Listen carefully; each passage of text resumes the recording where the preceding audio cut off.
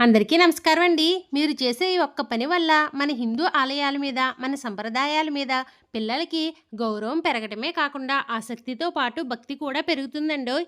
అదేంటో తెలుసుకునే ముందు మీరందరూ మన ఛానల్‌ని సబ్స్క్రైబ్ చేసుకోండి. మనం తిరుపతి వెళ్ళినప్పుడు తిరుపతికి చుట్టుపక్కల ఉన్న ఆలయానికి వెళ్తాము. అలా మీరు ఏ ఆలయానికి వెళ్ళినా దేవుడిని దర్శనం చేసుకుని ఒక కొబ్బరికాయ కొడతారు లేదా ప్రసాదం తింటారు. ఒక 4 ఫోటోలు, వీడియోలు, సెల్ఫీలు తీసుకుంటారు. ఇంటికి వచ్చేస్తారు. అంతే కదండీ!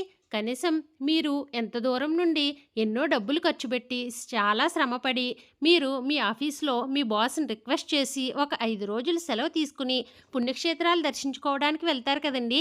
ఇన్ని మేనేజ్ చేసుకుని ఒక ఆలయానికి వెళ్ళి దేవుడిని దర్శించుకున్నాక సెల్ఫీలు దిగుతూ టైం వేస్ట్ చేయకుండా మీరు వెళ్ళిన ఆలయంలో మీరు దర్శించుకున్న దేవుడి గురించి తెలుసుకోండి. మనం దండం పెట్టుకున్న దేవుడు ఈ క్షేత్రంలో ఎలా వెలిసాడు, మనం వెళ్ళిన ఆలయం విశిష్టత ఏమిటో తెలుసుకుని అర్థవంతంగా దేవుణ్ణి దర్శనం చేసుకోండి.